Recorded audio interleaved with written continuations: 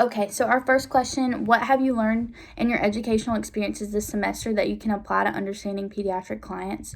So my biggest takeaway from this course is how to evaluate clients, and specifically pediatric clients. So the biggest learning experience I had this semester was in the Head Start OSCEs that we did, evaluating a client from Head Start, and specifically using the PDMS. So through our OSCE assignments of evaluating a client from Head Start, I was able to learn in the classroom how to create an occupational profile of a child by examining every aspect of their environment, occupations, and occupational performance. Through the evaluation at Head Start, I was able to apply the learnings that I learned in lecture to build an occupational profile of my client. So I was able to look at every aspect of her life. I got to interview her parents. I got to see her school environment and also see her skill set and learn about the occupations that she does on a daily basis. And I was able to build an occupational profile from that. And that's my biggest takeaway from this course. I was also able to administer the PMS to her and interpret the results and then communicate them to her parents as well as other members of the interprofessional team. So through my observations of her behavior, I was able to make observations and recommendations based on what I saw during the assessment of the child, and I learned this in lecture, and then I was able to apply it throughout the course, throughout our various OSCEs on this child. The lectures in class and this hands-on experience taught me that as an OT, every single detail is important. Like, we really take a holistic view and take everything into account, and so I really got to look at every single thing this child did, and we weren't just assessing her fine motor skills through the PDMS. We really looked at her as a whole picture and looked at her environment and everything.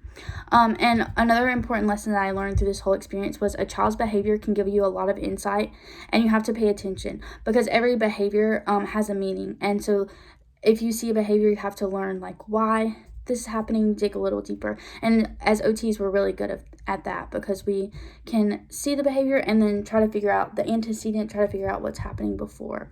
And so that's my big takeaway from this course.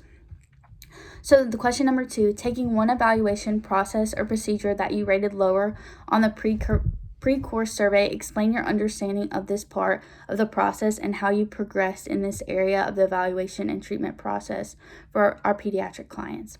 So in my original pre-course survey, the one that I chose as feeling the weakest in was documentation and assessment. And we had many assignments that we involved documenting assessments, and I feel much more confident after this course.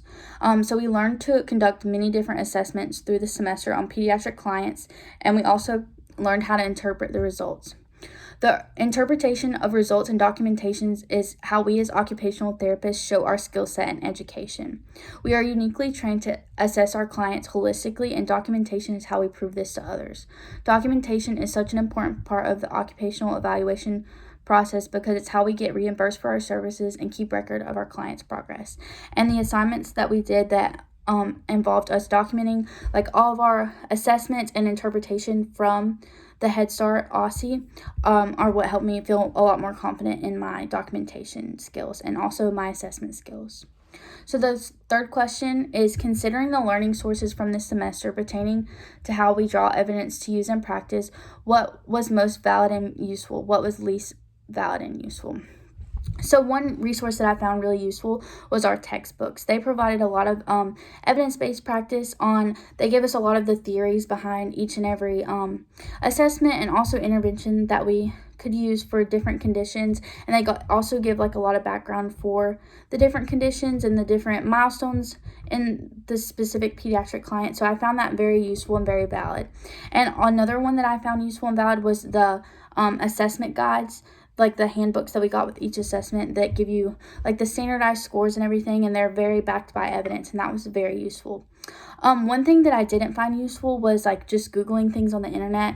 So doing some assignments, I would look up different milestones for different pediatric clients, and a lot of different sources had a lot of different things. So sometimes just Googling isn't always the best answer, and we've learned through our evidence-based practice and also through this course to learn how to find the best and most accurate information, the most valid information, and to find sources that are good.